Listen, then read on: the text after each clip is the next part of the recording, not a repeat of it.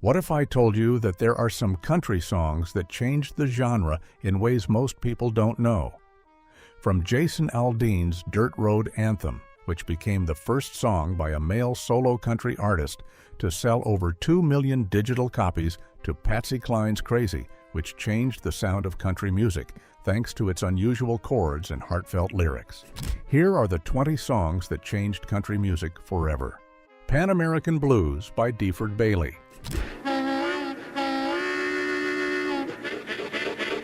On December 10, 1927, Deford Bailey stepped onto the stage of the WSM Barn Dance to play his signature tune, Pan American Blues.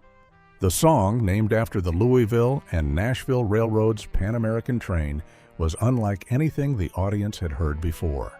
That night, WSM station manager George Hay introduced Bailey by saying, "For the past hour, we've been listening to music from Grand Opera, but now we'll present the Grand Ole Opry." Bailey's performance was storytelling through sound. With his harmonica, he made the instrument whistle like a train, rumble like its wheels, and even echo the rhythm of rural life. Bailey had spent much of his youth bedridden with polio. From his bed, he listened closely to the world outside, the trains rushing by, dogs howling in the night, hunters calling across the hills, and chickens clucking in the yard. These sounds became his musical language, and he brought them to life in his songs. In the 1920s, he became one of the first regular performers on WSM's Barn Dance, and also the first African American to appear on the show, and the first to record his music in Nashville. His style helped shape the early sound of country music, breaking barriers and inspiring generations to come. Redneck Woman by Gretchen Wilson. Gretchen Wilson, Redneck Woman, Live at Farm Aid, 2009. In 2004, Gretchen Wilson burst onto the country music scene with her debut single, Redneck Woman.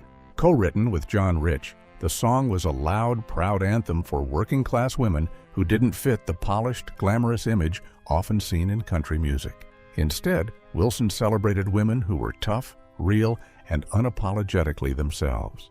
It was a sharp break from the polished, glamorous image often expected of women in country music. Redneck Woman struck a chord with listeners everywhere, especially women who saw themselves in Wilson's lyrics. It inspired artists like Miranda Lambert to follow the same unapologetic path, moving the country's female image towards something more authentic and relatable.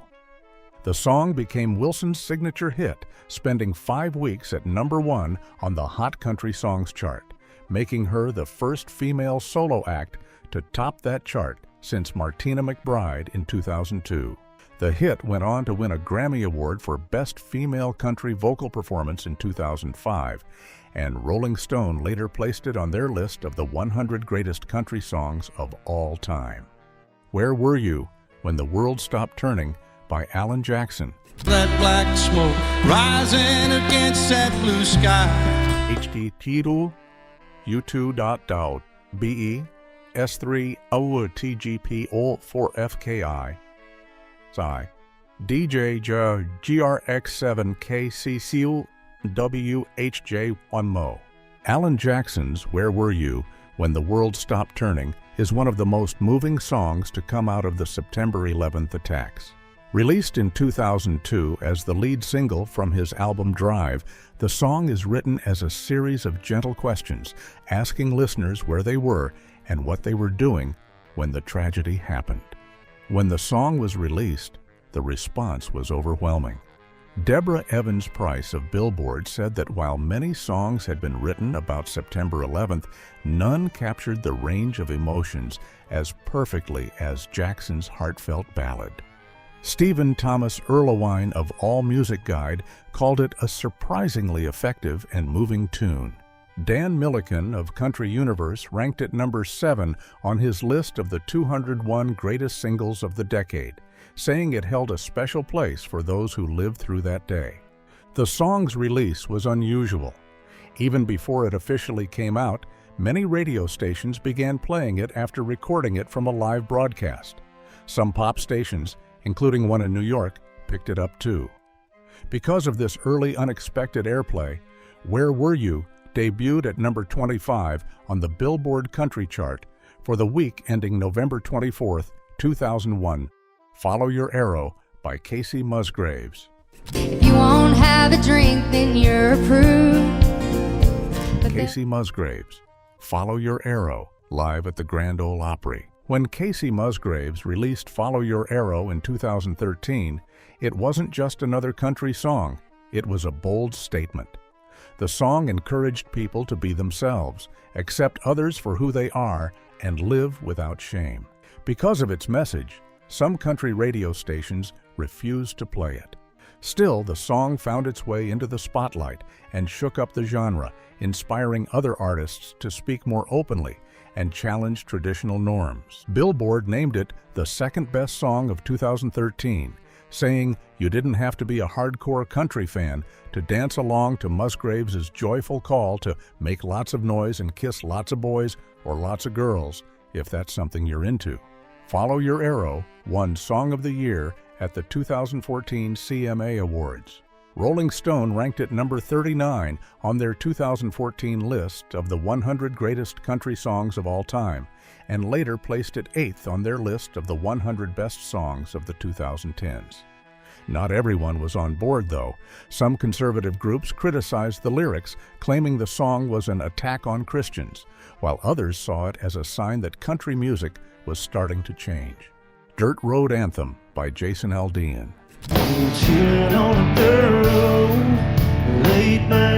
Jason Aldean performs Dirt Road Anthem at 2011 CMT Invite Only. CMT. When Dirt Road Anthem first came along, it was unlike anything country music fans were used to hearing. The song was originally written and recorded by Colt Ford and Brantley Gilbert, who also co-wrote Jason Aldean's hit My Kinda Party. Both Ford and Gilbert released their own versions, but it was Aldean's 2010 cover on his My Kinda Party album that turned it into a mainstream smash. Before this, mixing hip-hop and country had been tried, but it often felt forced, like two puzzle pieces that didn't quite fit. Ford and Gilbert found a way to blend the two in a style that felt natural to a new generation of country fans. And Aldean was the perfect artist to carry it to the top. They all knew the secret. Keep the focus on small-town pride, Southern values, and memories of good times. Skip the flashy gold chains and luxury talk. The result was a laid-back, mid-tempo track with quiet guitars and an easy flow. Dirt Road Anthem had reached a peak of number 49 before being released as a single in April 2011. In September 2011, it became the first song by a male solo country artist to sell over 2 million digital copies. By March 2014, it had sold more than 4 million downloads, making it the best-selling digital single ever by a male country solo act at the time. Take Your Time by Sam Hunt. Walk by and I say hi. Sam Hunt, Take Your Time, live from Amsterdam. Take Your Time was the second release from Sam Hunt's debut album, Montevallo, and it brought him his first huge crossover success, reaching not just country fans, but pop listeners too. In it, Hunt plays the role of a man who approaches a woman, not with cheesy pickup lines or over-the-top flirting, but simply wanting to get to know her better. When the song was released, some people questioned whether Hunt was country enough. That kind of criticism usually pops up when an artist is pushing the genre's boundaries, and often it's a sign they're making something fresh.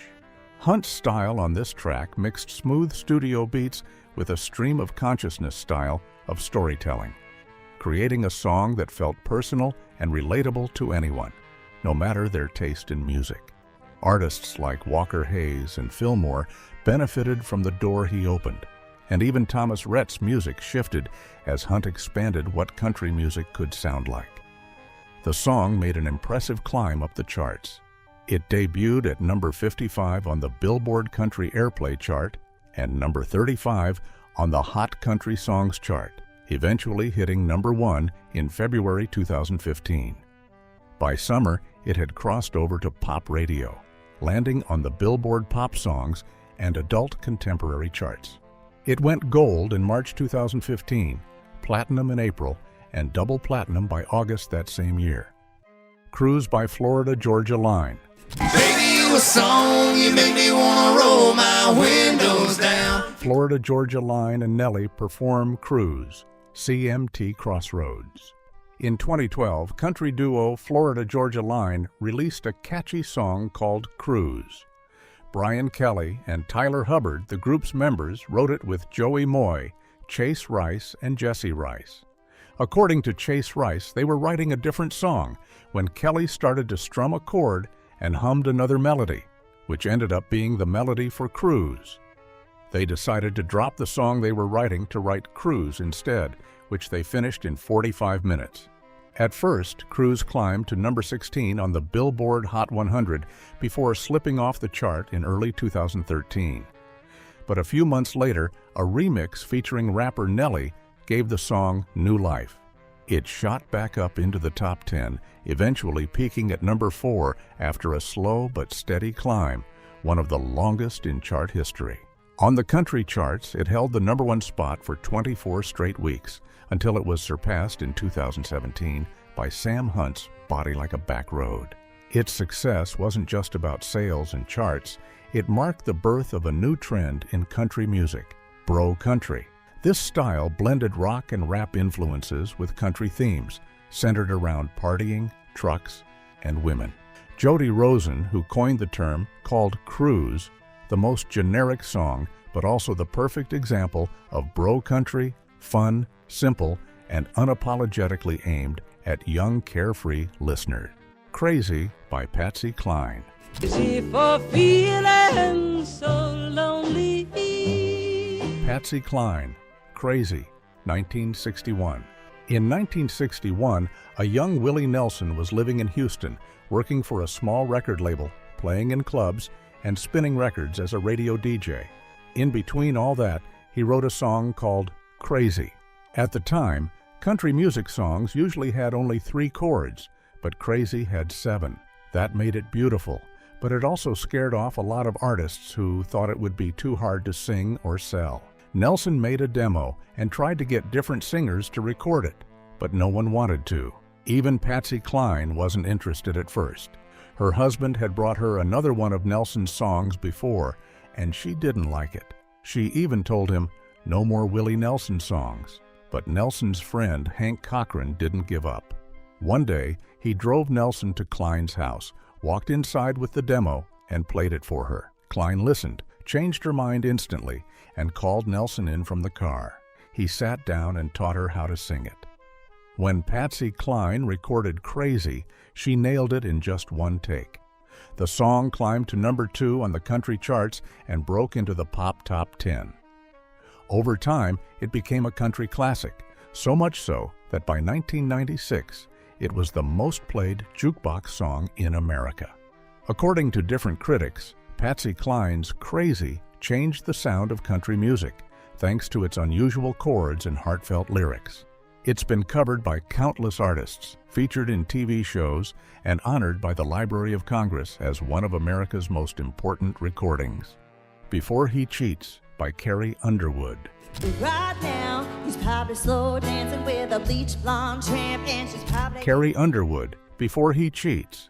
Live at the Grand Ole Opry. Before He Cheats is a song by Carrie Underwood from her first album, Some Hearts. Written by Chris Tompkins and Josh Keir, it was first meant for singer Gretchen Wilson, but Carrie ended up recording it. The song tells the story of a woman who believes her boyfriend, or maybe husband, is out with another woman.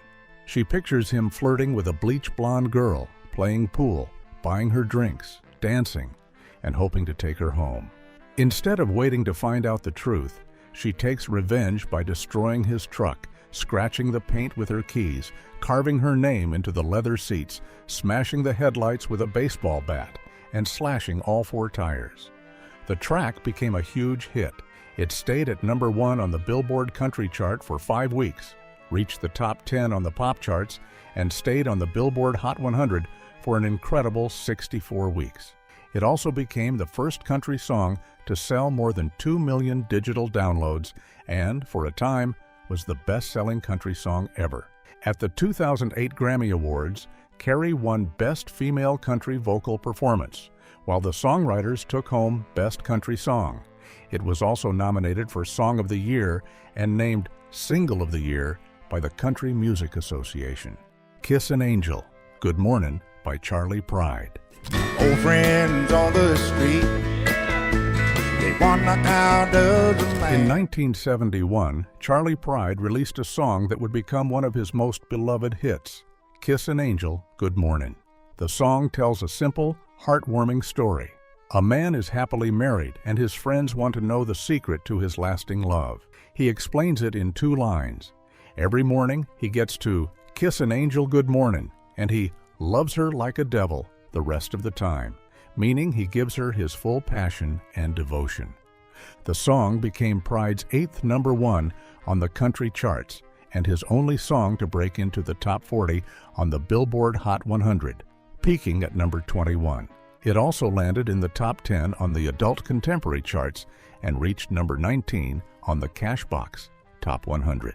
The song stayed on the pop charts for 4 months longer than any of his other hits. George Jones recorded a version in 1972, and Conway Twitty included it on his I Can't See Me Without You album the same year. More than 5 decades later, Kiss an Angel Good Mornin' still stands as a timeless classic. In 2025, the Library of Congress honored it for being historically, culturally, or aesthetically significant, cementing its place in American music history. If you are enjoying this video, appreciate it by giving it a thumbs up. And if you have not subscribed, what are you waiting for?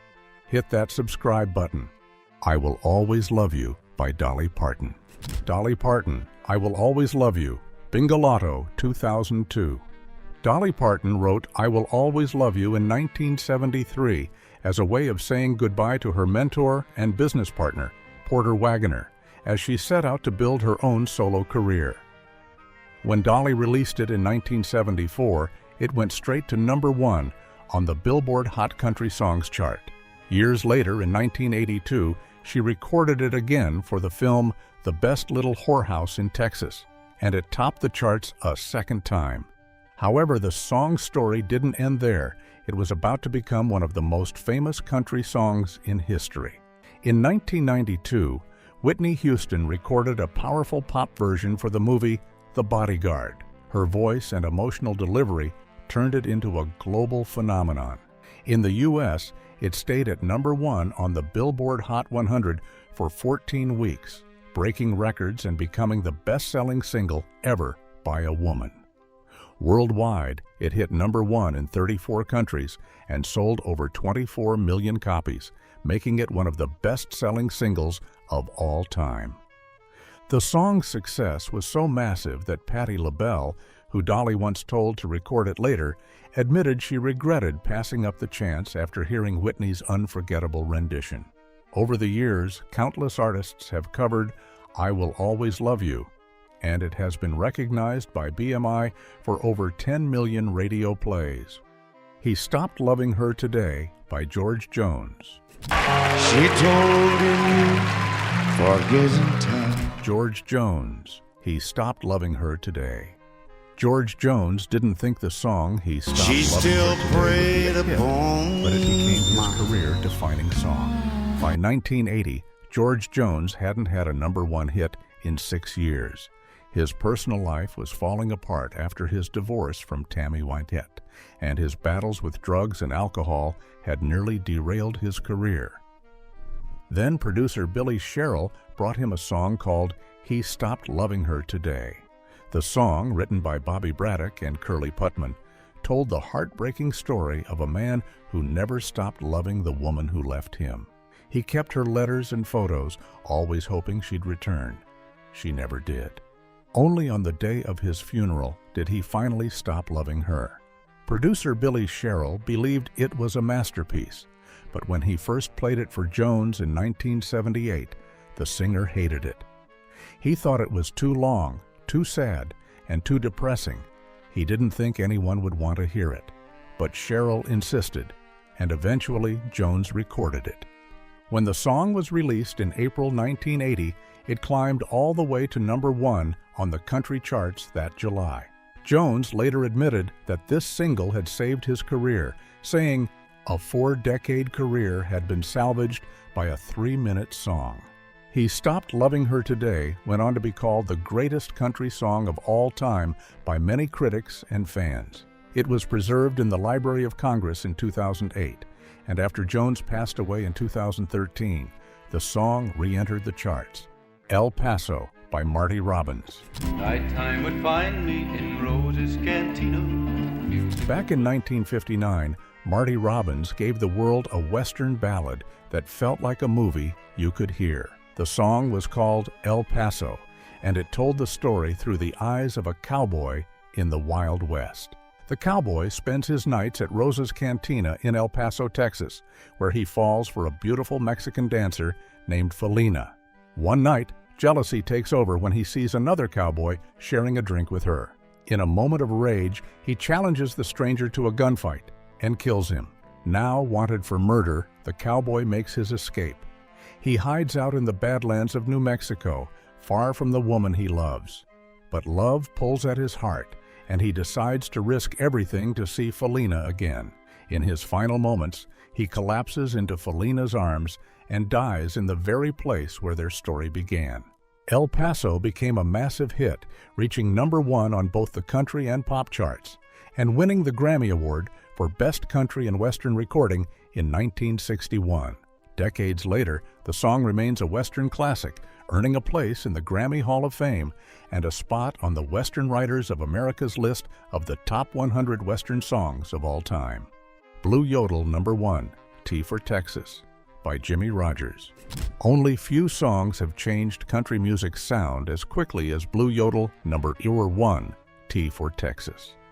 American singer and songwriter Jimmie Rodgers introduced the world to a song that would become a country classic. He wrote it using some of his own original lines and borrowed a few from older songs, then wrapped it all in a simple blues bar form. With nothing but his guitar and that unforgettable voice, he sang about heartbreak, wanderlust, and hard living. But what really set it apart was the yodel. Between verses, Rodgers let loose with that high, lonesome sound, half sorrow, half sweetness, that would make him famous as America's Blue Yodeler. The song was an instant hit. It became his best-selling record, the highlight of his live shows, and the first of a whole series of Blue Yodels. It didn't just make Jimmie Rodgers a star, it made him country music's first superstar. Musicians from Johnny Cash to George Harrison would later say they'd been inspired by that very sound. Over the years, Blue Yodel #1 has been honored again and again, inducted into the Grammy Hall of Fame in 1985, added to the National Recording Registry in 2004, and ranked by Rolling Stone as the 29th greatest country song of all time. People have called it the blueprint for country music. Rhinestone Cowboy by Glen Campbell, 1975.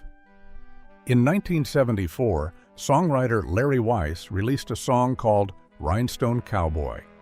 It told the story of someone who had been through the struggles, paid his dues, and was still holding on, believing that one day he'd shine as bright as a rhinestone cowboy. The song was heartfelt, but when Weiss recorded it for his album Black and Blue Suite, it barely made a dent on the charts. Later that year, Glen Campbell was touring Australia when he heard Rhinestone Cowboy playing on the radio.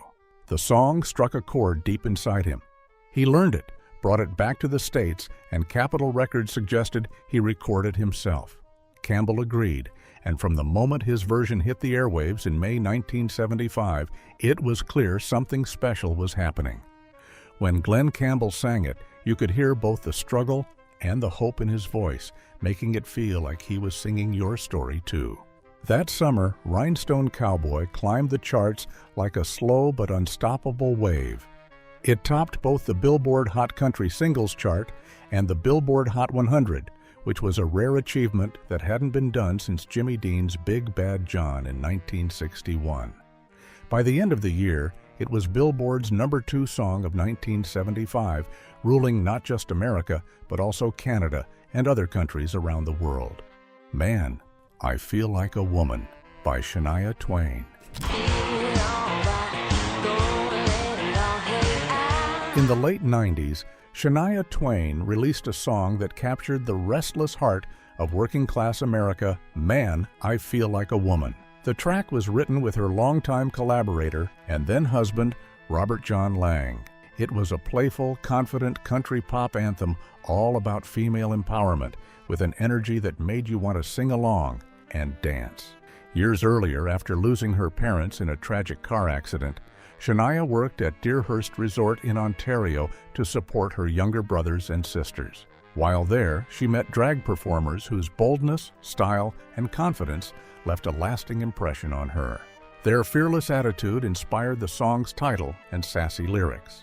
When Man, I Feel Like a Woman hit country radio in March 1999, it was an instant mood booster. Fans around the world connected to its upbeat vibe, and soon it was climbing charts everywhere, landing in the top 10 in 6 countries, top 20 in Canada, and number 23 on the Billboard Hot 100 in the U.S. On the country charts, it reached the top 5, and in 2000, it earned Shania her second straight Grammy for Best Female Country Vocal Performance. Take Me Home, Country Roads by John Denver. West Virginia. John Denver wanted a song that kept him honest on the road, and Take Me Home, Country Roads became that song.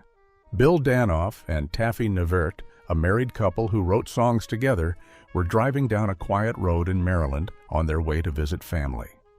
Bill strummed his guitar while Taffy drove, and a phrase popped into his mind, country roads. It reminded him of the back roads of his childhood in western New England. They began working on the song, even thinking about selling it to Johnny Cash. But then their friend John Denver heard it. He instantly fell in love and told them, "I have to sing this one." That night, the three of them stayed up until 6 a.m., rewriting lines, moving verses, and adding the missing pieces. Taffy even pulled out an encyclopedia to learn more about West Virginia, since they decided that's where the song should take listeners. When it was released as a single in April 1971, the song quickly climbed the charts, reaching number 2 on the Billboard Hot 100. It went gold that same year, and decades later, it was still selling over 1.8 million digital copies in the U.S. alone. It became an anthem for West Virginia, officially recognized as one of the state's songs in 2014. Take Me Home, Country Roads has been inducted into the Grammy Hall of Fame and preserved by the Library of Congress. Jolene by Dolly Parton. 1988 Show 110. In the spring of 1973, Dolly Parton stepped into RCA Studio B in Nashville and recorded what would become one of the most famous country songs ever written, Jolene. The idea for the song came from 2 real women. One was a striking red-headed bank clerk who, in Dolly's words, had a thing for her husband, Carl Dean, back when they were newlyweds. The other was a young fan who had asked Dolly for an autograph after a show. Her name was Jolene, and she had gorgeous green eyes and long auburn hair. Dolly decided to borrow the name and mix the 2 inspirations together into one unforgettable character. When Jolene was released in October 1973 as the lead single and title track of Dolly's album, it shot to number 1 on the country charts by February 1974. It also found success on pop and adult contemporary charts. Over the years, it's sold hundreds of thousands of copies, been covered by artists around the world, and become a standard in country music. Critics often call Jolene one of the most emotionally powerful songs ever written in the genre. Rolling Stone has honored it repeatedly, ranking it number 9 on their 100 Greatest Country Songs list in 2014, and in 2024 naming it the number 1 greatest country song of all time. Coal Miner's Daughter by Loretta Lynn. Loretta Lynn, Coal Miner's Daughter. Coal Miner's Daughter was written by Loretta Lynn when she thought about her childhood in Butcher Hollow, Kentucky. The song tells the story of growing up poor in a coal miner's family. Loretta sang about her daddy, who spent long days in the coal mines and still found time to farm corn. She also remembered her mama, who worked tirelessly to keep the family going, cleaning, washing clothes by hand on a washboard until her fingers bled, and reading the Bible at night by the soft glow of a coal oil lamp. Each verse painted a scene from Loretta's early life, letting listeners step right into her memories. When Coal Miner's Daughter was released in 1970, it quickly won over fans and critics. Billboard praised it for keeping true country flavor, and many called it Loretta's most personal song. Over the years, it's been recognized as one of the most important recordings in country music history, earning a spot in the Grammy Hall of Fame, being named one of the songs of the century, and ranking high on Rolling Stone's lists of both the greatest country songs and greatest songs of all time. In 2009, the Library of Congress added Loretta's original recording to the National Recording Registry, preserving it forever as part of America's musical heritage. I Walk the Line by Johnny Cash. The close watch on this heart of mine, I keep my eyes wide. In 1956, Johnny Cash wrote a song that would change country music, I Walk the Line. The idea first came to him in an unusual way. While serving in the U.S. Air Force in Germany, he was playing with his tape recorder and heard a guitar run played backward. The strange, haunting sound inspired the song's unique chord progression. Later, backstage in Gladewater, Texas, Johnny picked up his guitar and finished the song in one night. He was newly married then, and in his own words, it was like he was making a promise to stay faithful, resist temptation, and live up to the vows he'd made. After showing the song to his friend Carl Perkins, Carl suggested the perfect title, I Walk the Line. Johnny recorded the song at Sun Studio on April 2, 1956. When it was released a month later, it didn't just climb the charts, it took over. It spent 6 weeks at #1 on the U.S. country charts, crossed over into pop, and sold more than 2 million copies. It was his very first #1 country hit, and it stayed on the charts for an incredible 43 weeks. Over the years, I Walk the Line kept appearing on his albums, becoming one of his most recognizable and beloved songs. Which of these songs do you enjoy listening to most?